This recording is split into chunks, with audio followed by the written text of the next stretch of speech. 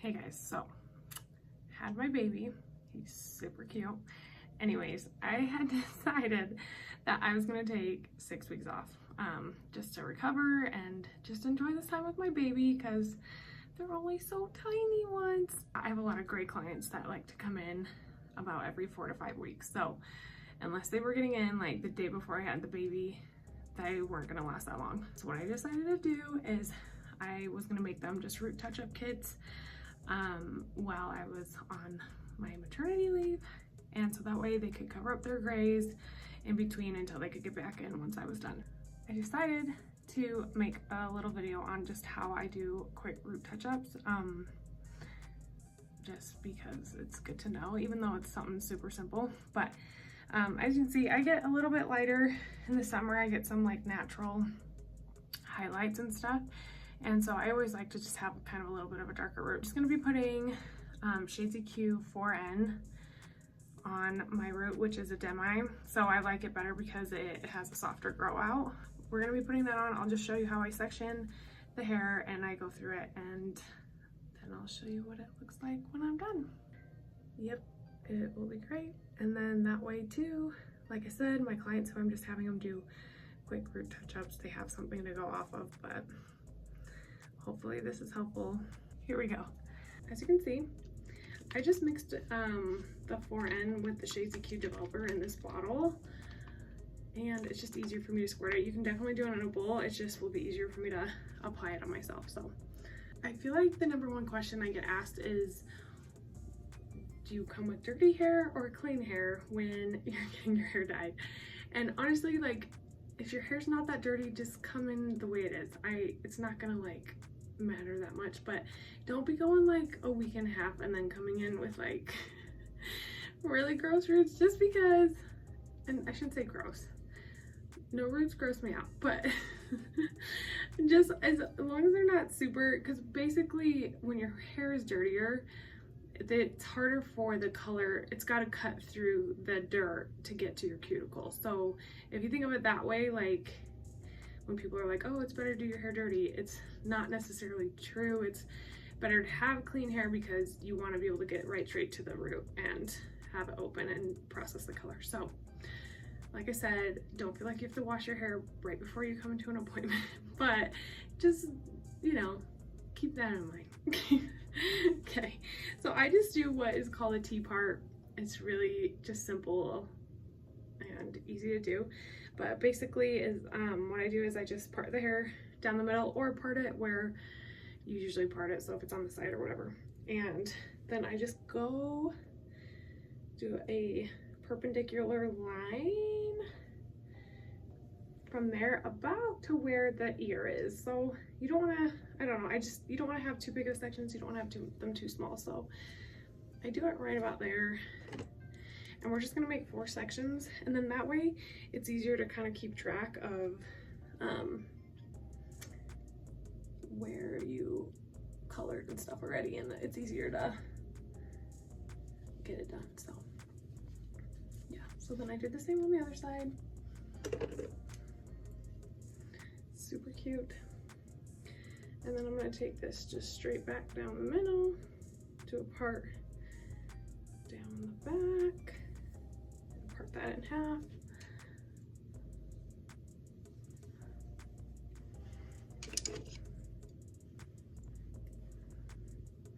And this one, I'm going to stick this clip. So there you go. You've got 4 sections sectioned off. Then you're just going to take the color, and I guess it just depends on how far down you need to go, if you have a lot of regrowth, but like I said, I just kind of like a darker root, so I'm just going through and just kind of tapping it through. Oop, I just spilled. Oh crap, hold on.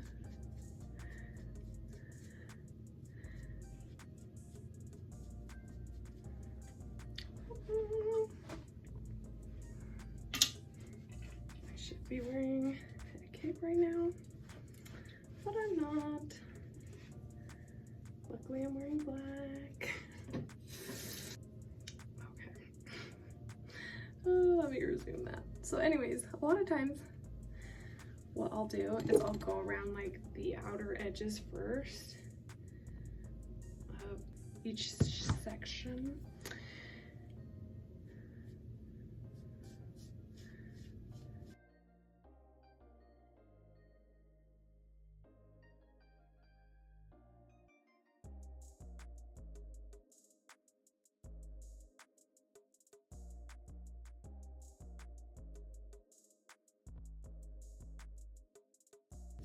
Once I've done the outer edge, then I just start taking slices like this and just going through and doing each of these sections.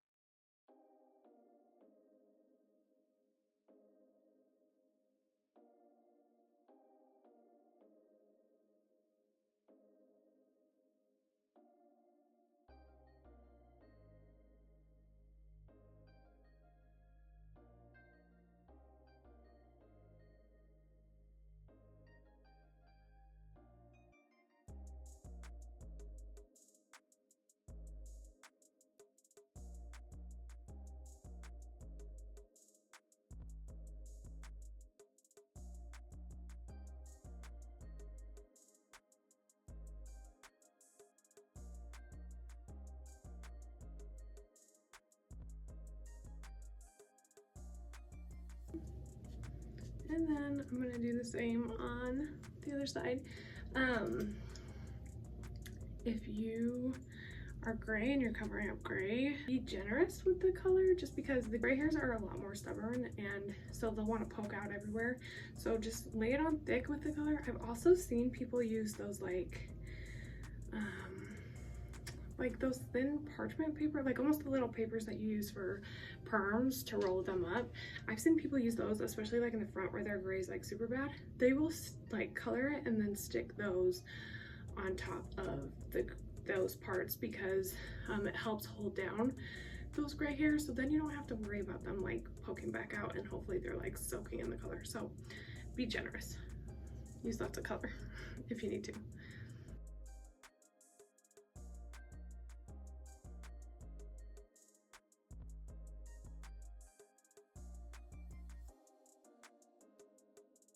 I usually wear something that I can like pull over my head without getting color on it, or if it gets color on it, it's not a big deal.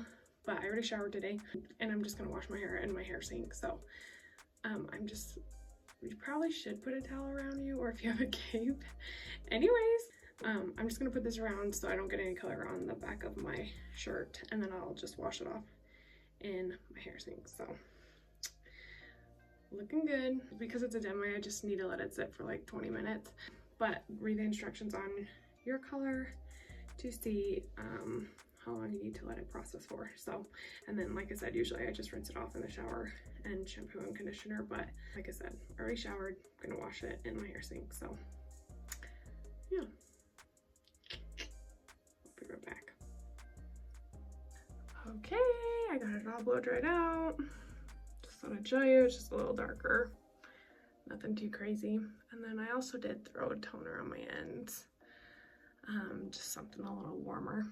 So if you want to see how I usually tone my hair, I do have a video on that, so you'll have to check that out. If that was helpful for you, then please don't forget to like this video and also subscribe to my channel. Yeah, cool. Thanks for watching.